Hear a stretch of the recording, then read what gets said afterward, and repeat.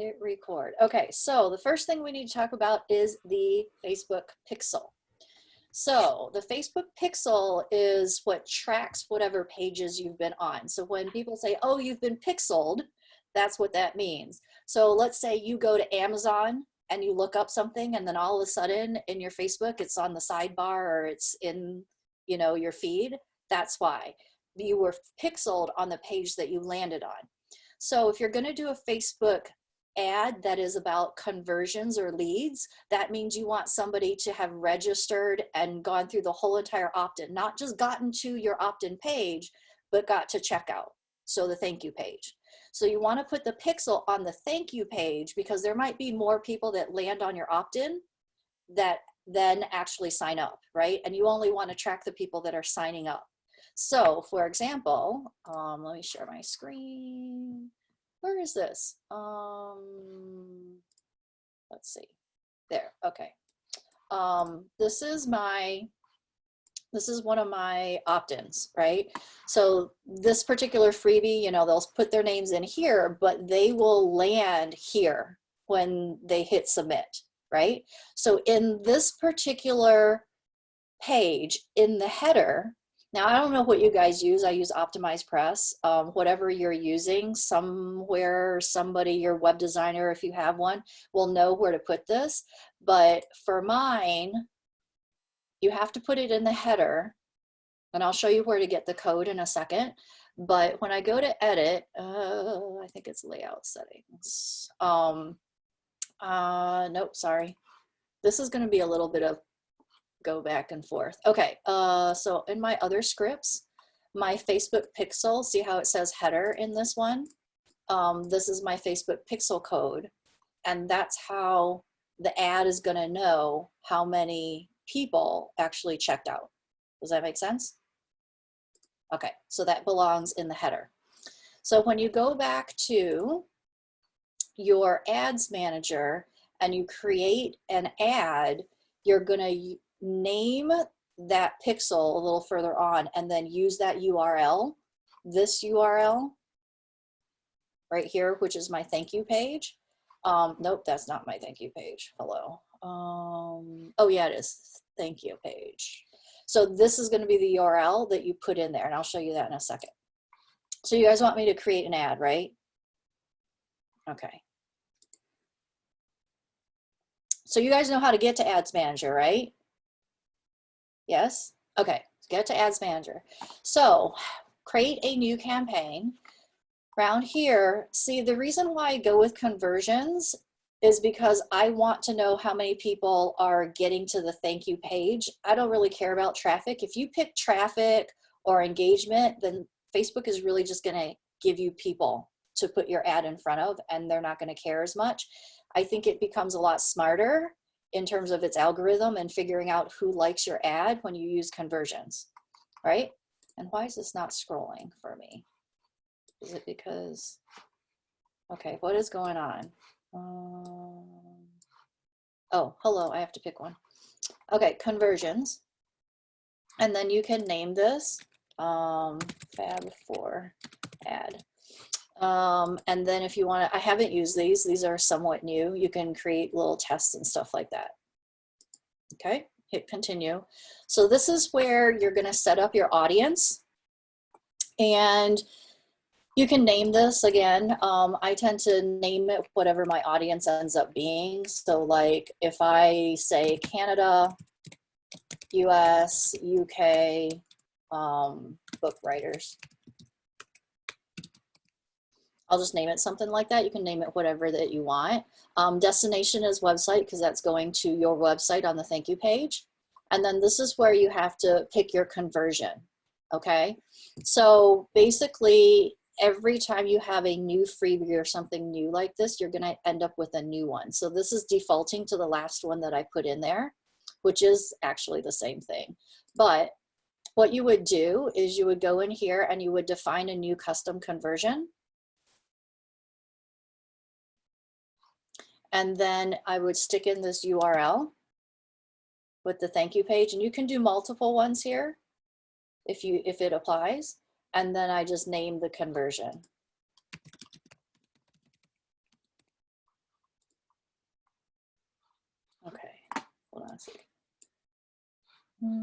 Select a category. This is going to be complete registration. I don't usually put in a value. I have found actually that putting in a value there actually messes things up. And I don't know if it's because I'm not doing it right or because it's weird. Like if I enter conversion value that I don't want to, I want to make my conversions $2 or something, it seems to whack out the algorithm. So I don't put anything in there. All right, and then you hit create. Why is it not doing it? Custom, oh, it's telling me it already exists. Okay, so if it didn't exist, create would have worked. So this is the top 10 niches. Initially, it'll turn out, it'll be red. And then once it starts working, it'll turn green. So you'll get this little error thing. I don't know if it's error or more like a caution that says, hey, you don't have any traffic to this pixel yet. You guys are being very quiet. Is this all good? Okay. All right, so then you go down to the audience. You can use a saved audience, you can create a new audience. So a saved audience might be something like if you uploaded your email list and you wanted to target your email list, you would have that as a saved audience. It might be a saved audience that you used prior to. So like if I click this, I can get the audience that I used last time for my ad. There's like campaigns, there's like just different things that I've done. And then there's also lookalikes that you can use as well, right? So when you go into here, this is where all the cool stuff happens, is you can pick your locations. So sometimes when people say to me, I'm getting these weird ones from Nigeria or South Africa or Russia, because those are actually really cheap. You'll get Russian clicks, you know, like Facebook will put it in front of the Russians because it's so cheap, but we don't really want those. So when you target location, it actually will increase your ad costs, but you're going to get better leads. So I have done things like United States, Canada, UK, Australia. I actually nixed out Australia just because I don't like their time zone, because I don't like to coach at that time of hour.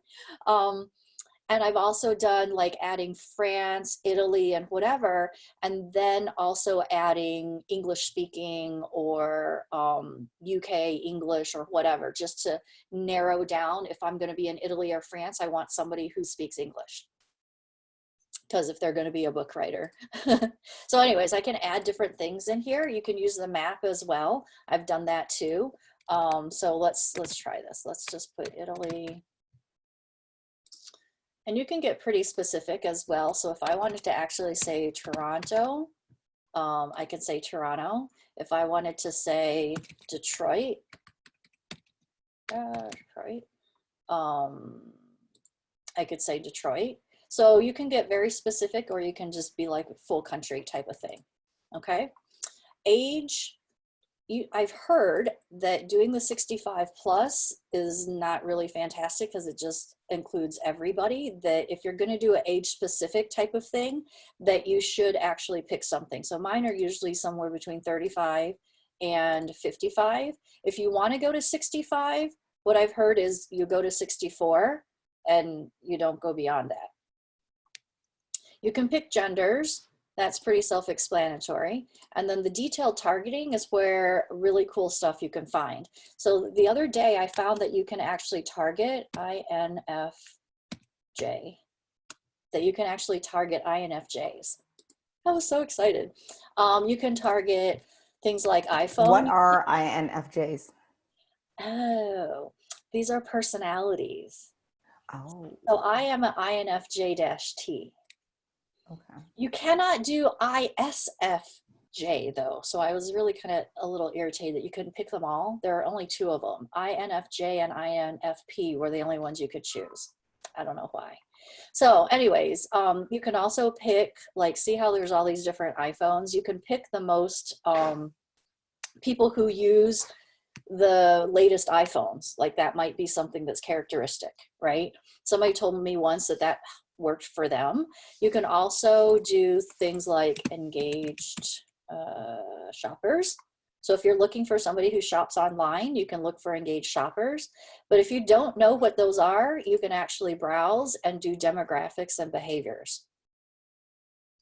So demographics, financial. Now remember, some of these things are coming from, like for the US, some of it's coming from the US Census, and some of it, I don't know where it's coming from. So some people have had good success and some people have not had as good success on some of these financial things, because like you could actually add the top 5% of zip codes in the US if you wanted to try to target people who are more affluent.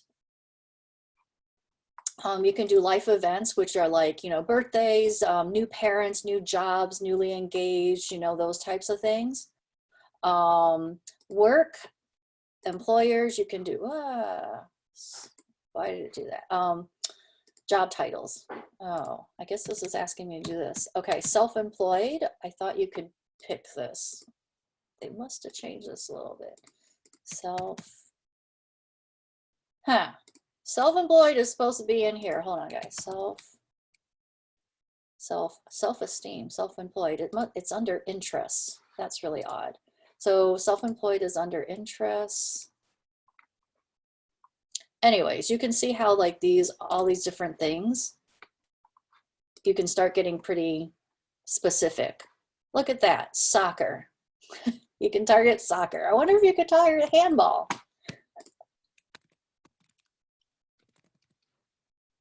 Yes, you can. Look at that. That's pretty cool. So just a bunch of different things that you can do in here. Most of the time, people look for things like Tony Robbins. And you want to look, when you look at these, like how big the size is. And sometimes going for somebody big like Tony Robbins ends up being more expensive. But if you pick somebody, who's somebody that's small? I know that sounds bad. Small, guys. Pick somebody small. Because like Oprah is huge too. That's funny. Oprah is smaller than Tony Robbins' group. Oh, I know. Gina DeVee was a coach of mine before, and hers is actually kind of small. See how hers is like only 103? So you don't want to go really tiny, but you don't necessarily always want to go really large. I do tend to like Marie Forleo, even though she's pretty big. Because when you go for somebody like Tony Robbins or Oprah or something like that, everybody else is also targeting them. And because everybody else is targeting them, that means competition, and that makes your ad price go up. So Vickie, if you're, let's say, if I'm targeting acupuncturists, then I would be putting in acupuncture, but also like the people that they follow. Yep. Or like, okay. And for me, my question is mostly about like the audience size, like the target. What kind of number should you be looking at? That's a hard one. Because I follow my own rules and then I don't follow my own rules all at the same time. I think probably like a couple million or so. Like this number out over here, this potential reach is pretty high too. Yeah. So it kind of adds it all up to create this potential reach. So this matters more than this matters. Does that make sense? This potential reach over here matters more than the piece by piece demographics reach here. Okay.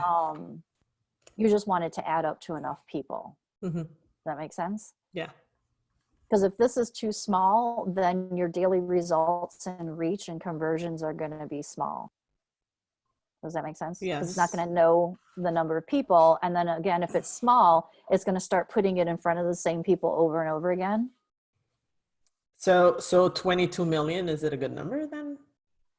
I've heard some Facebook ads experts tell you just want a few million. Okay. But like my last one, the potential reach was 11 million and it seems to be working okay. Okay. Gotcha. Okay. So you guys have any questions on this part of like targeting and stuff? You can also go into Facebook Ads Insights. Have you guys ever been in there and kind of check on your own audience? Okay. Remind me at the end and we'll go back there because it's in a different spot. Okay. All right. So then if you want, you can save this audience so that you can use it again later. And then I always use this automatic placements because that's Facebook's figuring it out for you where the best places to be.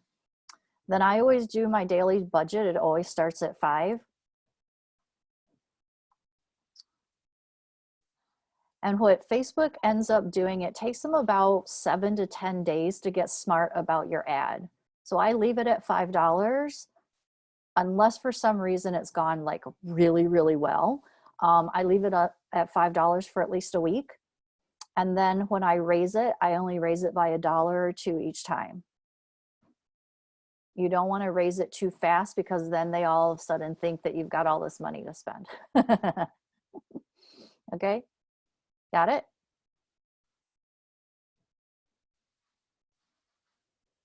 Okay, so this is where you're actually going to make your ad. You want to make sure that you're hitting the right Facebook page.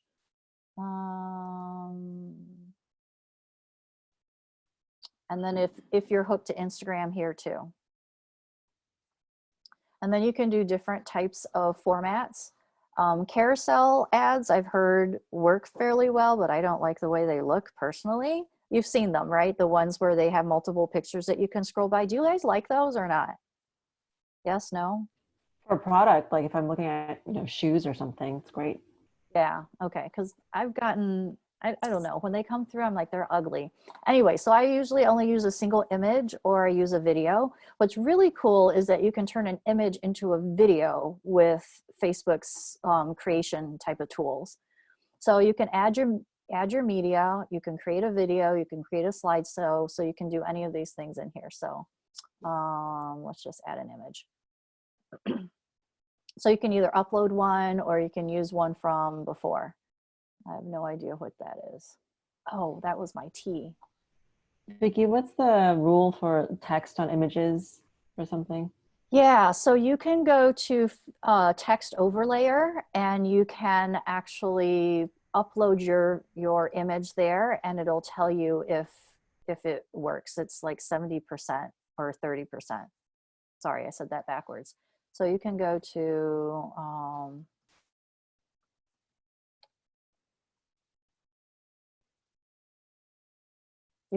this overlay tool, and you can just upload an image.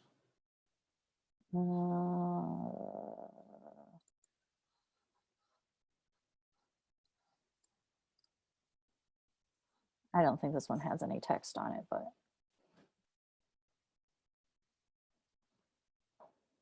so it'll tell you if it's okay or not. So if you have big, huge text going over this and it's too much, it'll say your ad won't run as well because it won't be shown to as many people. Okay. Where am I? Here we go. Am I going fast, slow? Is this good? Okay. So if you want, and this is actually really cool, that I can take this image and I can turn it into a video. So Facebook has these little templates that you can use. Isn't that cool? Because now your picture is a video, which is a lot more grabbing visually grabbing when they're going through your feed. You just have to watch out, because the text overlay still applies here. And even though these are their templates, what I found out was that if there's too much text, it will still stop your ad, even though these are their templates. And it's about, sorry, I got to back that up. It's about the, what is that image? Is it called the cover image? You know how a video, it grabs part of the film, and that capture is the cover for the video? Yeah, or thumbnail. Thumbnail, that's the word, thumbnail. So whatever it picks as a thumbnail, if it has a bunch of words on it, then Facebook's going to put it through that text overlay thing and kick this out.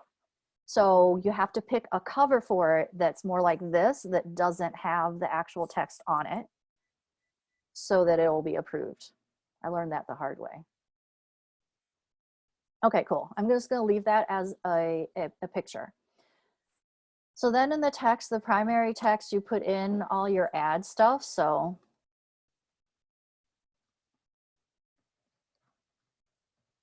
whoops, add. So it's going to go right up here. So this is the part that's usually like super, super duper, duper long that people put all their stuff in. Okay. And you'll see as you put stuff here, if you forget where it really goes, it'll just show up on this side and you'll see it. Okay. Then you have an option to put a headline in there. So let's see.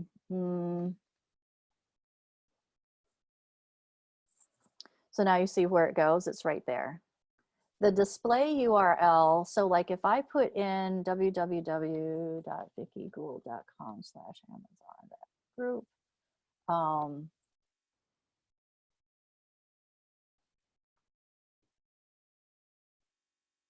you'll notice that when I do that, it's only going to grab my main website thing and put it here. So if for some reason you don't have your main website as your website URL that you're sending people to, you can actually change that to something else here.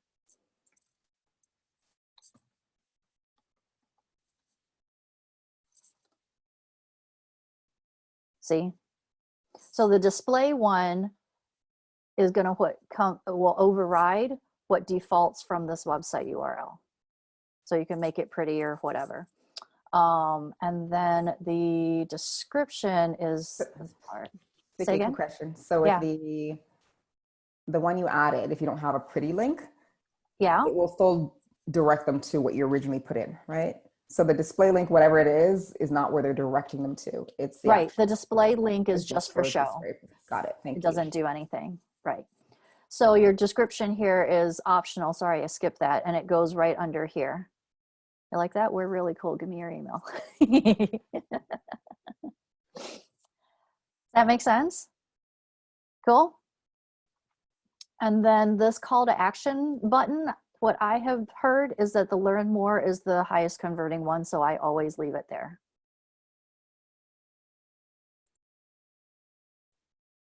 And then pretty much that is it.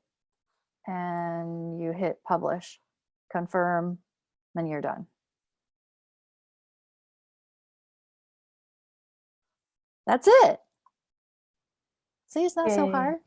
Wait, Vickie, did you go over how we get the pixel? You know the pixel? Oh, yeah. Sorry. Go back to ad set.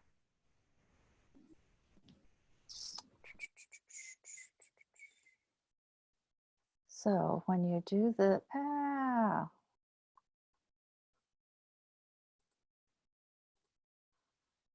find you. Okay, so where did it go? Hold on a second.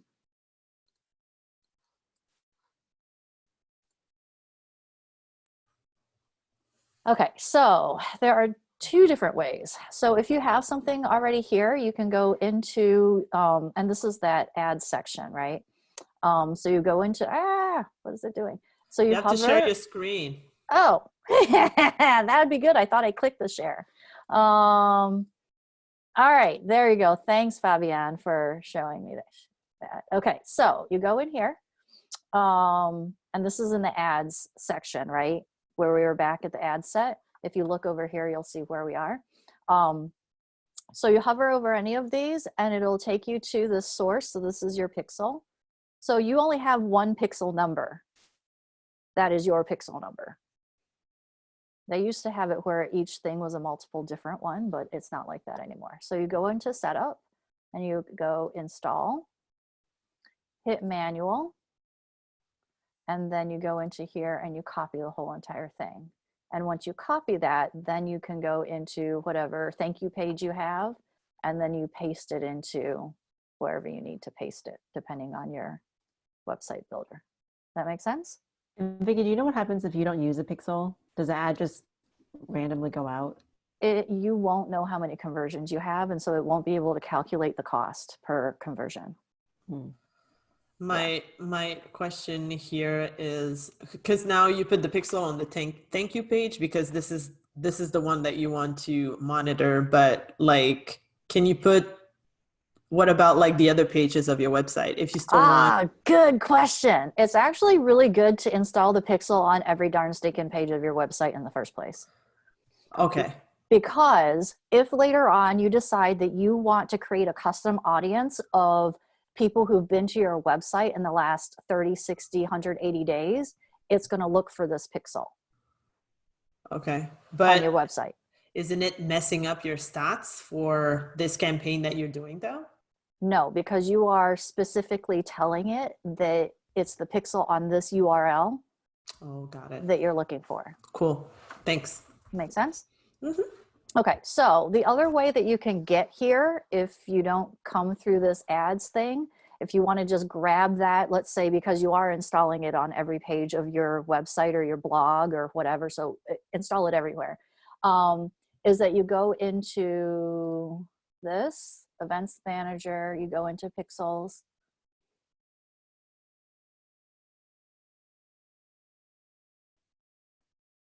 and then, oh my gosh, I just lost it. Facebook pixels. Facebook pixels. I know you can get here from the other place. Facebook pixels. Okay, I just messed that up. I know we can get there again.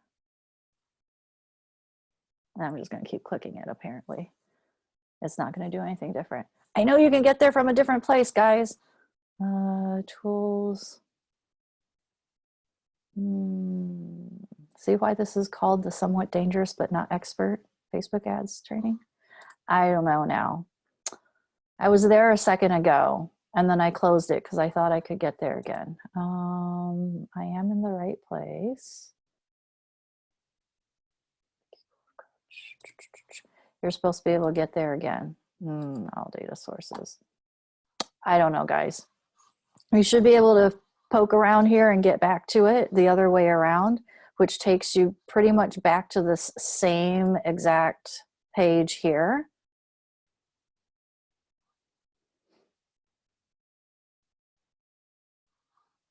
That's where it is. See how it says all data sources? That's where this came from somehow. There you go, data sources. I don't know, guys. That was the backwards way around. Hopefully that didn't just confuse you. Okay, anything else? Does that make sense? Questions? If I'm doing a webinar and I want to do a Facebook ad, the link that I put in the ad, is that typically to what? Is that typically to like a registration page or a sales page or something like that? It's going to be a registration page, and then your pixel is going to go on the thank you page. My pixel is going to go on the thank you page of when they register for the webinar? Yes. And then that means that after they register for the webinar, they'll just keep seeing my ad for the webinar? No. So the pixel is going to track your conversions for the ad that you've placed. The people who are going to see your ad are the ones that you set in the ad set. Remember the US, Canada, whatever. So that's totally separate from the people who you're tracking through that pixel. Now, if you want to make an audience through that ad set, you can make an audience and make a custom audience of people who have gotten to your website, and Facebook would track that through your pixel for you to create that audience. Does that make sense? So there's two different things. So the pixel is tracking the conversions, but it can also track where people have been so that you can create audiences out of it. That's very cool. So it does two things. So you can make a lookalike audience from people on your email list. Absolutely. Right? Yep. So you need to export your list and then upload it into Facebook. Do you want to see that? Sure. Yes, please. But it's not that Facebook is going to target them or people who are like them. Either. Yep. So you can do either. All right, let's go back to Ads Manager. Nope, sorry, that's not where yeah, it is where I wanted to go. Okay, so when you first log in, this is where you'll be. And then you want to go into audiences.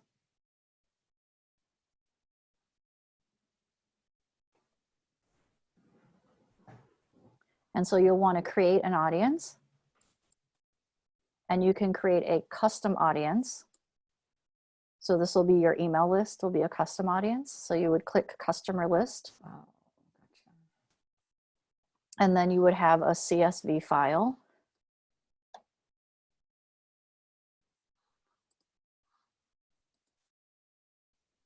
And you just upload that file and it'll assign, like it'll say, so if your file has email, first name, last name, phone number, and then like some tags or whatever, it might pull all those different things in depending on how you exported it. And it'll ask you what fields you want to bring in. And then you just click OK. And it will bring you to whatever you added, or sorry, what you named it as. So this is my audience for all the people who opened any of my campaigns prior to March 20th or March 19th, 2020. So this is a custom list that was a CSV file like that.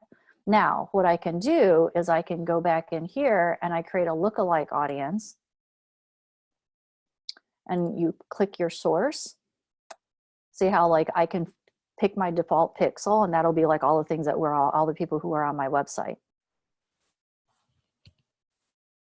Or if I click other sources, then I can pick, oh, all the people who were on my active campaign in July of last year. I'm not sure what this is. Select my, oh, I can choose like US, I can choose different regions, Euro, like it'll let you pick subsets, I think. And I think my problem with this was that I didn't have enough people in my audience. My audience is not big enough. I think you need to have at least 100 in a specific location, and then it'll allow you to do it. So that's how you make lookalikes. Does that make sense? So you can pull in any of your lists or whatever else that you've done. Like if you have a past customer list, you can use that as well if you have enough people in it. And you can only do that, like that, I think you have to have 100 in order to do the lookalikes. Good?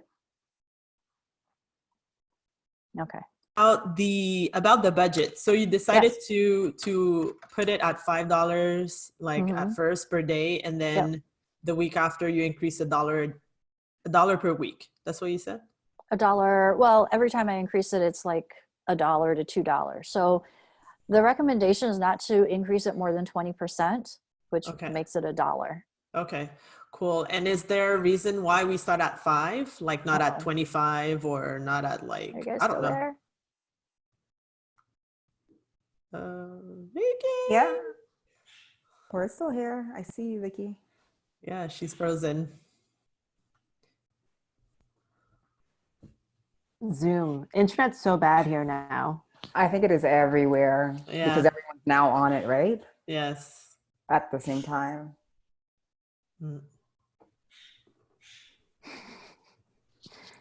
Fabienne, because you didn't say thank you.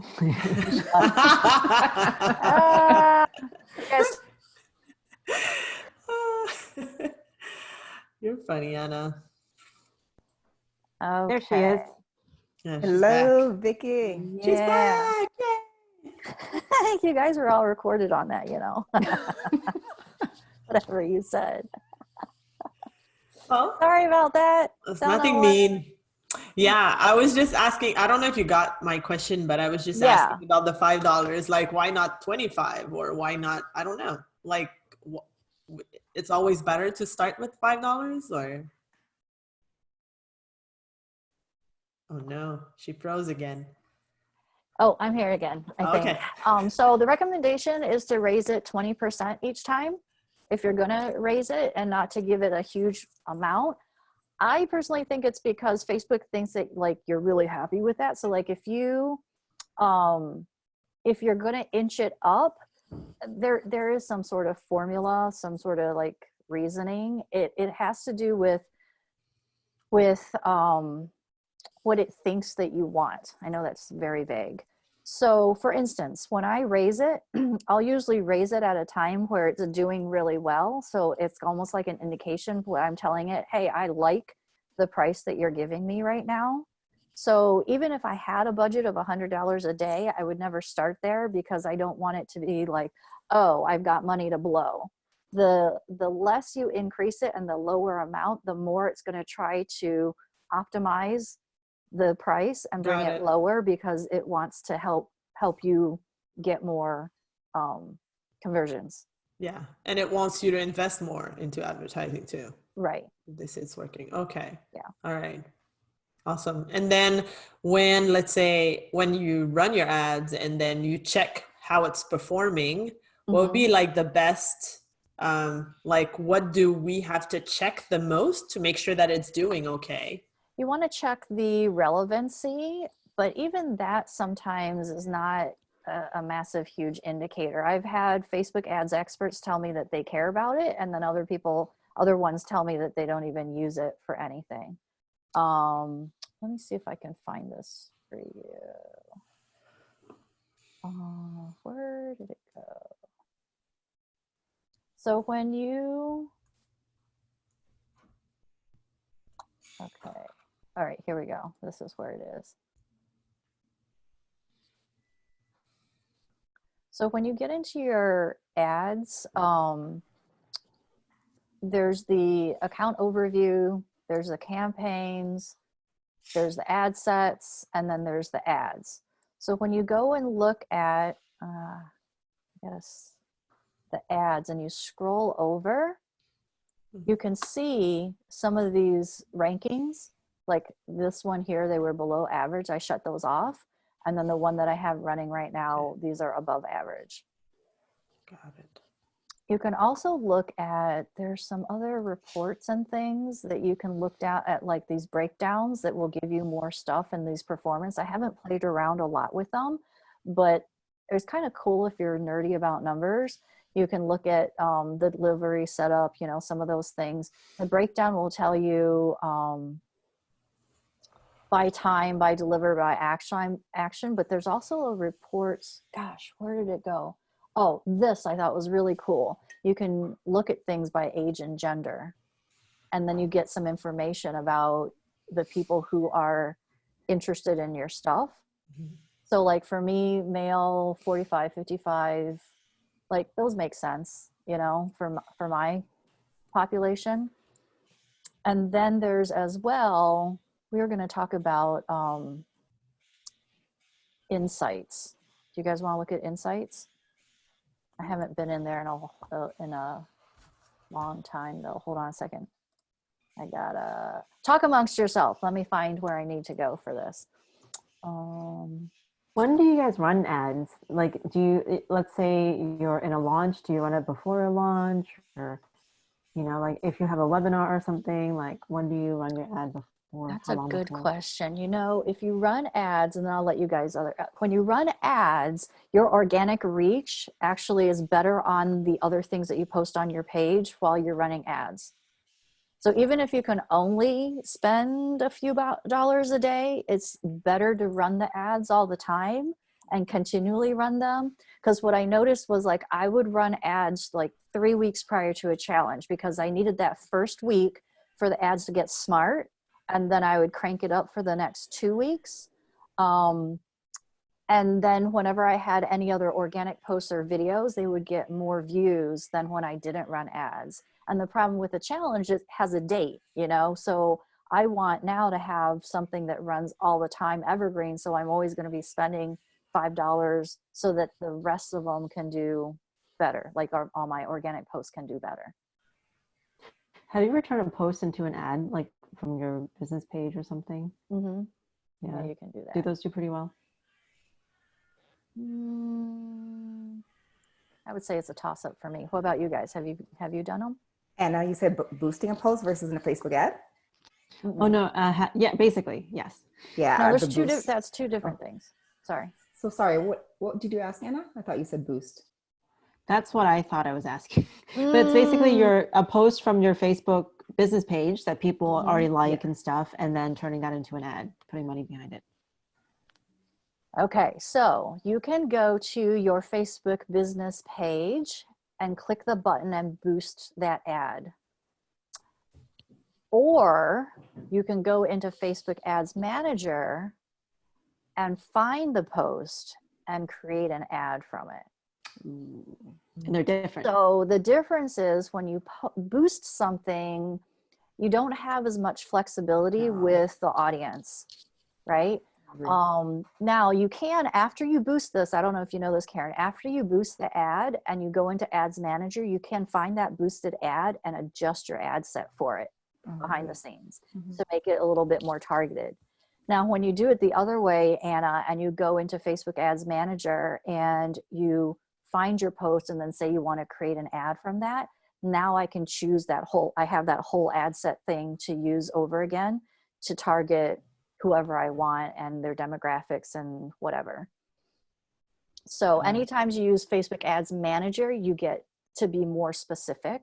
And when you boost from your Facebook page, usually people only do that when they want to use like a series of videos, you boost those, and then you want to use those videos views to retarget those people. Okay, got it. That's the only strategy I've ever heard of people talking about with the boosting, but just boosting to boost. There's a whole joke about friends don't let friends boost. Definitely don't waste your money. Yeah. My client was like, why am I getting people from India? Anywhere. And, and I'm like, because you boosted and I told And you. they just show it to random whatever. Do you like how I added that in? And I told you show. Yeah. Okay, now I forgot what I was doing, guys. What was I doing? I was finding something. Oh, I was finding insights. All right, sorry. Talk amongst yourselves. Okay, I found this insights thing, and you're going to have to bear with me. I haven't been there in a long time. So if you go up to Ads Manager and you kind of click the All Tools, you'll see this Audience Insights thing. Just share your screen again. Oh my gosh, thank you. Now I got to do that whole thing over again. All right, here we go. I just assume Zoom knows what I don't want to do that. Assumes that I know, they know that I want to share my screen. Okay, hold on, back up. Okay, so this is where you'll be when you get into Ads Manager, and then you want to go into here, All Tools, Audience Insight. And then you can choose, do you want to look at everybody on Facebook or do you want to look at people connected to your page? So let's just say you want to use the people connected to your page, and it's going to show you demographics, info about them. So 55% of the people on my page are women, 45% are men. Oh, hold on. I got to pick this first. Okay. So now it says 90% of women and 10% men. That makes a lot more sense. And then you can pick like all different things around here to check things out. This is one of those places where you're going to poke around and you can pick different things. So if I say, let me go up to, see if I change that number, this stuff is supposed to change and I don't know why it's not filling in, or maybe I just got to wait a second.